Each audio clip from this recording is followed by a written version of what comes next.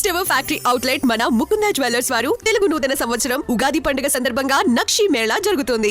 అన్ని నక్షి జ్యువెలరీ మీద VA flat 9.99% మాత్రమే. త్వరపడండి. తెలంగాణలోని రైతులకు రేవంత్ సర్కార్ శుభవార్త అందించింది. రైతు భరోసా నిధుల విడుదలలో కీలక మార్పులు చేసింది. ఇక నుంచి తొలి విడతలోనే లబ్ధిదారులందరికీ డబ్బులు అందనున్నాయి. ఇప్పటి వరకు ఎకరం భూమి ఉన్న రైతుల నుంచి మొదలుపెట్టి విడతల వారీగా ఎక్కువ పొలం ఉన్న రైతులందరికీ నిధులు జమ చేసేవారు. దీనివల్ల 7-8 విడతల్లో డబ్బులు జమ చేయడం వల్ల ఎక్కువ భూమి ఉన్న రైతులకు పెట్టుబడి సాయం అందడానికి చాలా ఆలస్యం అవుతోంది. అయితే ఈసారి ఈ విధానానికి రేవంత్ సర్కార్ స్వస్తి పలికింది. ఇక నుంచి పెట్టుబడి సాయం విడుదల చేయడంలో కొత్త విధానాన్ని పాటించాలని నిర్ణయించింది.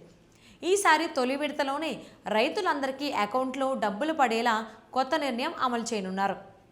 తొలి విడతలో ఎకరం భూమికి రైతు భరోసా అకౌంట్లలో జమ చేయనుంది. అంటే ఎంత భూమి కలిగి ఉన్న వారికైనా తొలి ఎకరానికి 6,000 రూపాయలు తొలి విడతలో జమ చేస్తారు.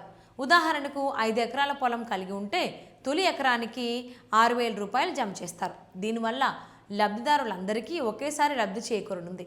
మిగతా ఎకరాలకు తర్వాతి విడతలో డబ్బులు జమ చేస్తారు. ఈ నెల 22వ తేదీన నర్మెట్లో జరిగే కార్యక్రమంలో ఎకరం భూమికి సీఎం రేవంత్ రెడ్డి నిధులు విడుదల చేయనున్నారు.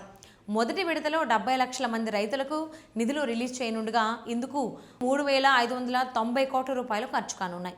ఇక తొలి విడత జమ చేసిన 20 రోజుల తర్వాత రెండో విడత సొమ్ము ఏప్రిల్ నెలాఖరు కల్లా మూడో విడత నగదు జమ చేస్తారు. 3 విడతల్లోనే ఈసారి నగదు జమ చేసే ప్రక్రియ పూర్తి కానుంది. అటు రైతు భరోసా కొత్త దరఖాస్తులను కూడా అర్హుల నుంచి ప్రభుత్వం ఆహ్వానిస్తోంది. ఈ నెల 25వ తేదీలోగా దరఖాస్తు చేసుకోవాలని ప్రభుత్వం సూచించింది. ఫిబ్రవరి 2026లోగా కొత్తగా పట్టాదారు పాస్బుక్ పొందిన రైతులందరికీ దరఖాస్తు చేసుకోవచ్చని స్పష్టం చేసింది. స్థానిక రైతు వేదికలు, రైతు విస్తరణ అధికారుల వద్దకు వెళ్లి దరఖాస్తు చేసుకోవచ్చని తెలిపింది. పట్టాదారు పాస్ పుస్తకం, Aadhaar card, bank account passbook, Rythu Bharosa application తీసుకెళ్లి దరఖాస్తు చేసుకోవాలి. వ్యవసాయ భూమి ధరణి పోర్టల్లో ఖచ్చితంగా రిజిస్టర్ అయి ఉండాలి. భూమి వ్యవసాయ యోగ్యమైన భూమి అయి ఉండాలి.